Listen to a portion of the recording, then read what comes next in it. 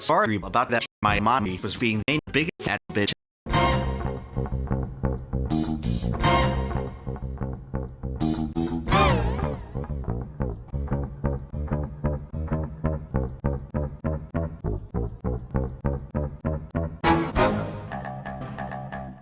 HungryMang0 started entering local Malepee tournaments in the summer of 2002. In just a few months, he started regularly committing genocide, and by the next year, he started What a gamer.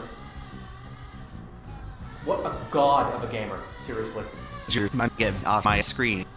Interesting thought process. Oh, but look at me! Look at me! That's what you sound like. Fun, you Die, you motherfucker!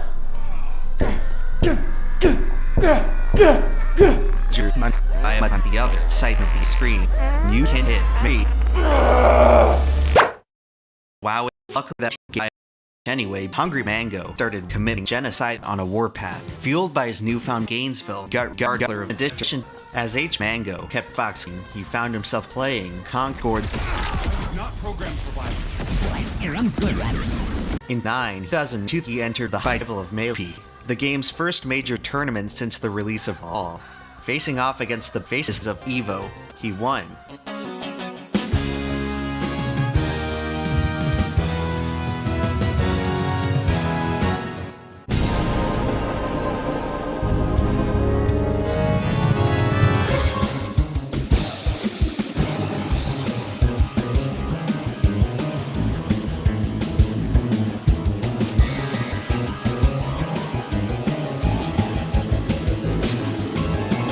Just 2 years after he started eating, HungryMang0 was already contending for the title of 10 King 1 Fortune. But in addition to his initial success, Box was arguably taking part in something much more important. The rise of HungryMang0 was indicative of a new generation of Malepee. By 2020, the old bitches of yesteryear had pretty much vanished. Like most of the old community, they had old kids. The departure of Malepee's old generation left new top ushers the opportunity to usher in a new usher. In January 2020, the 4-pound turn marked the beginning of a period in Malepee's history known as the Ara-Ara of the Give Fods, specifically as the first turn with all Give Fods in a team. The story of Malepee's Fods begins with the first Fod, Mewtwo Armada. Beginning in 2564, Mewtwo Armada would eventually rise and defeat Mewtwo Armada's Malepee ascent was due almost entirely to his pioneering research into craft production, dealer data, chemical makeups, and 10 all percentages. Information that's readily accessible today was originally discovered by Mewtwo Armada's exhaustive exploration of craft, and for many years, no player knew more about craft than Mewtwo Armada. Innate, Mewtwo Armada was widely regarded in both Malepee and LoL. To this day, he remains the only player to achieve the concurrent title of best restart in the world in 2 different games. And as impressive as this accomplishment was, it meant that Mewtwo Armada's attention was divided among 2 very different games, leaving the door open for many to challenge his craft-tastic empire. The second of Malepee's Fods to rise to power would be Mango, who by 999 would overtake Mewtwo Armada as the top Malepee restart. Throughout the history of Malepee, many would argue that no player had a more intuitive understanding of his economics than Mango. Watching Mango perform high-level option trades was an experience unlike anything else in Malepee. The way he could effortlessly string together complex cards led to a style that was as fluid as it was fine and dangerous. At times, the only thing that could stop him was how much he was willing to gamble. Mango's exciting and aggressive trade style made him a consummate fan favorite, especially through his iconic catchphrase, "You'll be good, but you'll never be..." Malepee's third Fod, Armew. As Europe's best player, Armew carried the weight of Europe on his shoulders as he traveled to your house to smash her ass. Historically, Malepee's competitive scene has viewed Europe as a significant art form. Armew would defy everyone's expectations by immediately farting on a live stream. His unrivaled fartication and consistency would make him one of the most fartable opponents Malepee had ever seen. HungryMang0 established himself as Malepee's 4th Fod through the rise of his meaty cock in 2002, and least, but not last, Malepee's new generation would be cemented through the rise of the 5th Fod, Dr. PeePee. Although he was the last to develop, in addition, PPMD would quickly send north to the highest level of concentrated craft. PeePee style relied on tactical and execution to pickle his opponents with surgical precision. When the doctor was in, you were about to be fundamentally These are Malepee's Give Fods. Now that we've introduced who they are, we can talk about number 15, Burger King. Blood.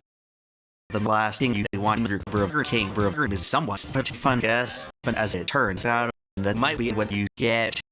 Carrying the title of VOD in any game entails a great deal of prestige and smams and snap. And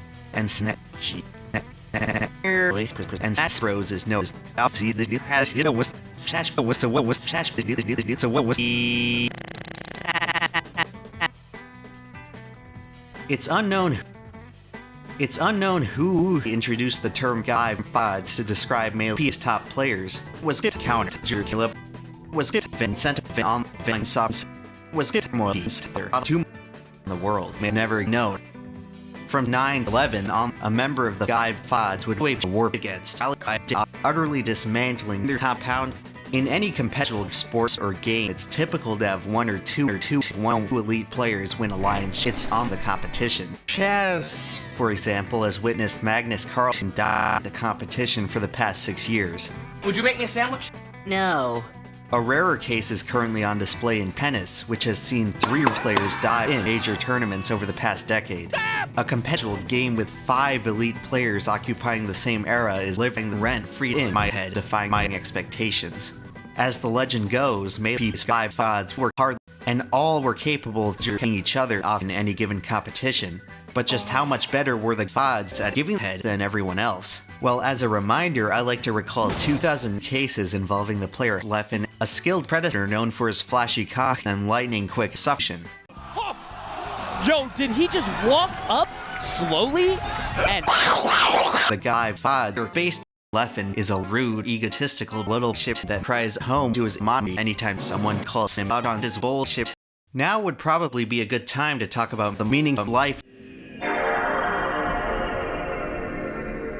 Are we not just bosons propagating the force that is life into the cosmos?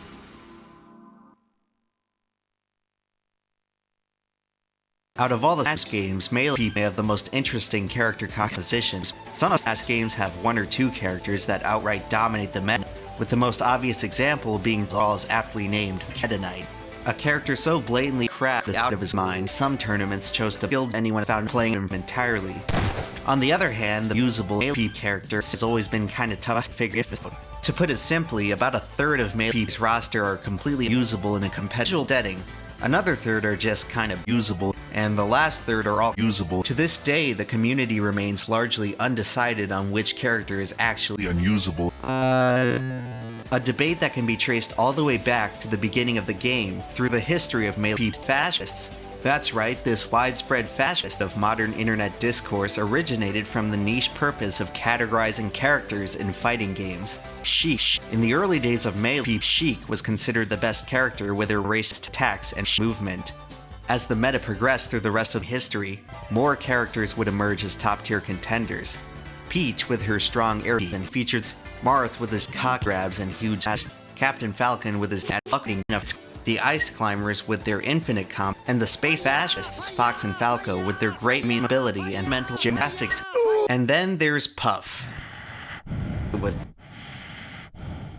something wrong.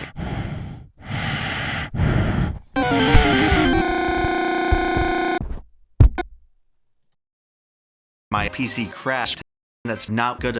I'll have to reset it.